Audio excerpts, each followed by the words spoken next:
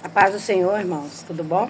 Estamos aqui finalizando a nossa semana do nosso devocional, Calma, Ele te ama, Ele te entende, a partir da lição do pietismo, a lição que nós estamos dando essa semana pela Betel Dominical. Deus despertou no nosso coração a questão da devoção diária, né? Esse movimento surgiu para vir de encontro às necessidades dos nossos irmãos que estão vivendo uma época de muito formalismo, as igrejas reformadas, entrando virando instituição, ligando muito com o Estado, virando massificação e havendo assim, distanciando muito da questão da experiência pessoal com o Senhor.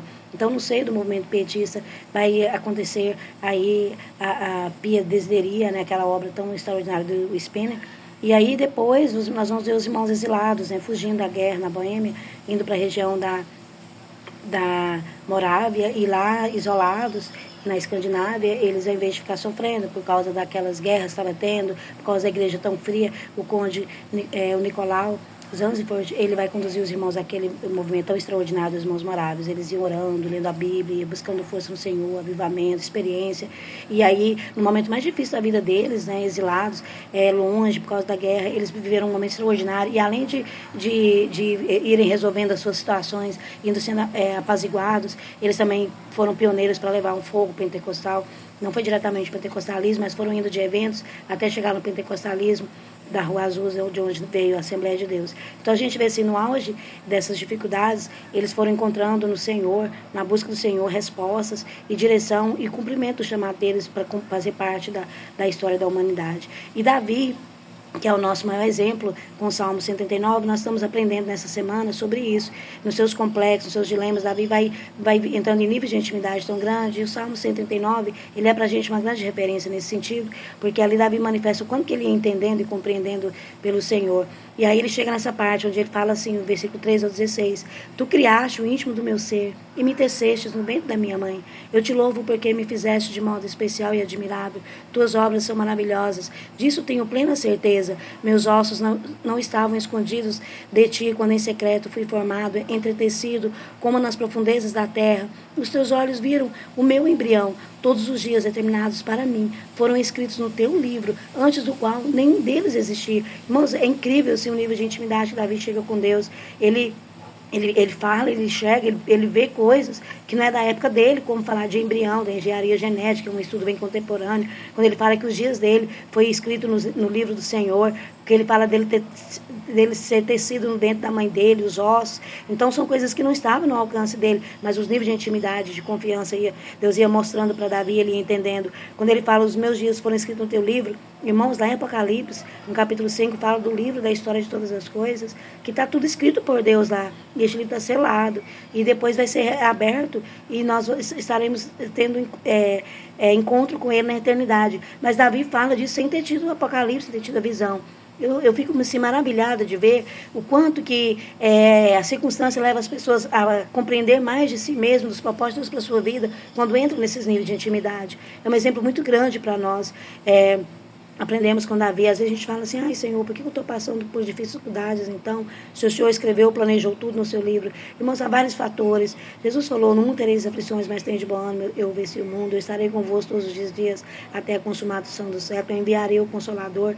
Lá, se nós vamos ver lá em Isaías, ele vai falar, Isaías 41, eis que eu te tomo pela tua mão direita, eu te conduzo, te levo, estou contigo. Fala também depois, se passares pelas águas, eu passarei contigo, se passares pelo fogo, não vão te queimar.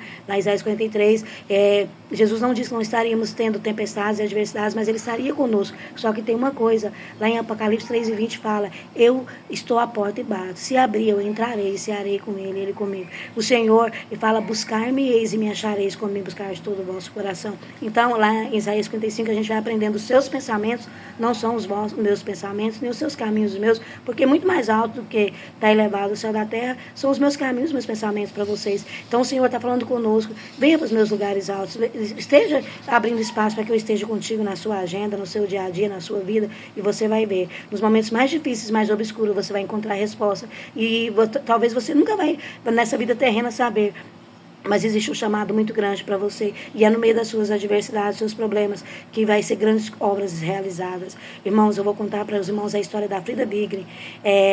ela estava lá na Suécia, no início do século XX, quando o Gunnar Wing veio da Suécia para os Estados Unidos procurando emprego. Lá foi impactado pelo Espírito Santo, no avivamento da Rua Azusa, e veio na revelação do Senhor. E fundando aqui no Brasil a Assembleia de Deus, um fogo extraordinário, um momento histórico da igreja, que Deus havia já várias profecias previsto que a história da igreja ia chegar nessa fase. Passou pela reforma, não teve o pentecostalismo na essência, passou pelo movimento avivalista, passou por puritanismo, pietismo, mas a essência, a culminância é o pentecostalismo. Nós fazemos parte de um momento muito importante da história da igreja. E quando a Frida Wing conheceu, quando o Gunnar Wing voltou para a Suécia, conheceu a filha, falou do propósito dele, ela se casou com ele, veio, abraçaram a causa, uma grande obra. Ela não tinha dimensão, é lógico, mas via a grandeza.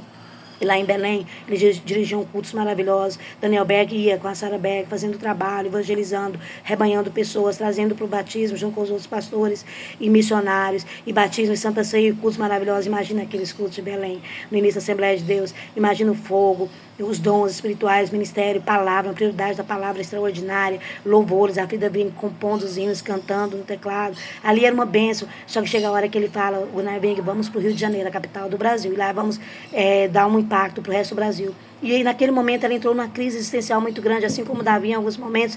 Ela tinha pensado, Senhor, a sua história é para mim. Meu Deus, está tão bom aqui. Por que é que não pode ser a sede da Assembleia de Deus? Por que é que não pode ser eu ficar? Senhor, está tão bom. Eu vou para um lugar que eu não conheço ninguém. E aí ela entrou em conflito. E nesse conflito ela escreve nos hinos mais lindos da harpa cristã, que é o 515. Se Cristo comigo foi, eu irei.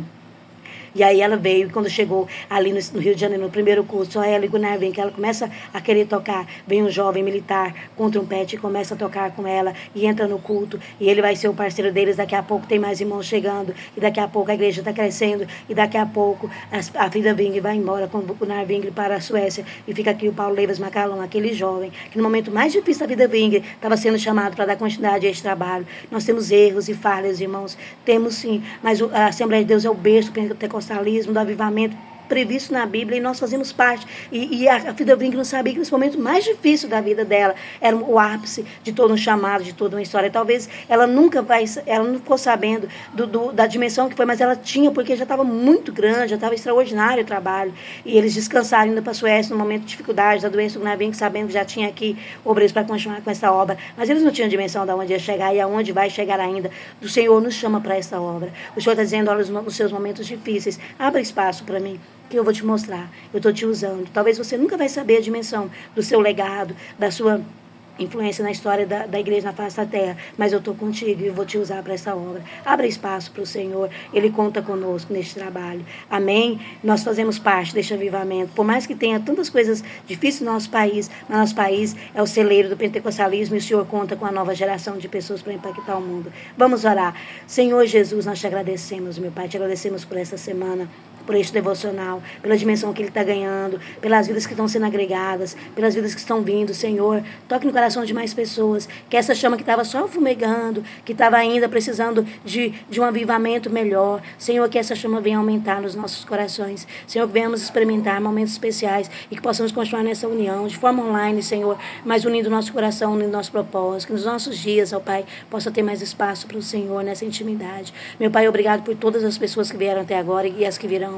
Meu pai e minha mãe, João Bento e Valdeci, por estar conosco, nos abençoando, Senhor, por estar gerando a minha vida, estar caminhando e me conduzindo, e toda a nossa família, todas as pessoas que fazem parte deste chamado, no propósito tão lindo, todos os meus irmãos, meu Pai, abençoe, Pai, meus primos, minhas primas, meus sobrinhos, a irmã Fatinha, o seu irmão Antônio, que está ali em São Francisco, meu Deus, com aquela causa da imigração, com aquela angústia, que o Senhor venha clarear, venha mostrar para ele o capítulo da vida dele, aonde o Senhor quer levá-lo. Abençoe, Senhor, protege e guarde o Afrânio, sua família, todas as famílias estão ali nesse impasse, com a questão da imigração nos Estados Unidos. Abençoe sua família, Maria Angélica, a Eclésia, Satalaia, que está nos ajudando, está indo conosco. Senhor, abençoe a minha irmã Noemi, restaura a saúde dela, meu Pai. Ajude ela, meu Pai. Abençoe, restaura, dá sabedoria para ela dar, para ela recuperar o mais rápido possível. Seja o parceiro dela em tudo. Meu Pai, abençoe a Ana Clara com aquela leucemia, a família dela, Senhor. Visite as crianças ali no Araújo Jorge. Visite, Senhor, todos os meus colegas que estão parentes enfermos, o esposo da Bilene, a mãe da Edna. a filha da Sandra que está dando à luz, a Jurami, meu pai, a mãe da Elda, o meu gestor Carlos, a minha secretária Luciana, todas essas pessoas, todos os meus colegas de trabalho. Senhor, abençoe toda a minha família, meu pai, abençoe meu irmão Isaías, que está se unindo comigo nesse propósito, minha irmã Maria Rodrigues, a minha irmã Joaninha, a minha irmã Leia, meu irmão Donizete, meu irmão Dedinho, todos os nossos parentes, minhas primas que estão vindo, a Eclésia, Maria Lúcia, a Neuza, a Aparecida, a Magna, a Vera, esse pessoal que está unindo conosco nesse trabalho. Senhor, mais vidas possam chegar, Lindalva, todos os meus colegas, Margarete, todos os meus colegas, meu Pai, todos nós sejamos impactados com a Tua presença. Nós te louvamos, que o Espírito Santo esteja conosco. Irmãos, Deus os abençoe. Semana que vem estaremos aqui. Final de semana vamos fazer nossos devocionais com nossas famílias. Segunda-feira, se Deus quiser, estaremos aqui. Tragam as suas causas, vamos orar, vamos pedir ao Senhor um pedacinho da Vida Big do hino 515 para a gente confortar o nosso coração. Se pelos vales eu peregrino vou andar, se na luz gloriosa de salvação sem par, irei com meu Senhor aonde Ele for, confiando na graça do meu Salvador.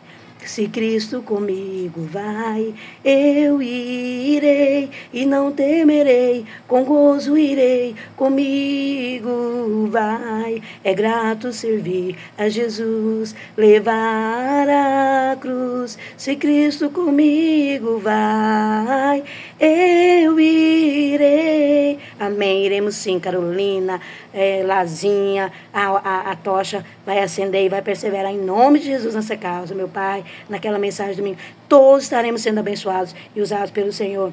Abençoados sejam nossas casas, nossos lares, nossas vidas. Deus os abençoe em Cristo Jesus. Obrigado, meu esposo Eus, meu filho Samuel. Deus está cuidando de nós enquanto nós estamos fazendo a obra. Deus vai intervir em tudo. Deus os abençoe em Cristo Jesus.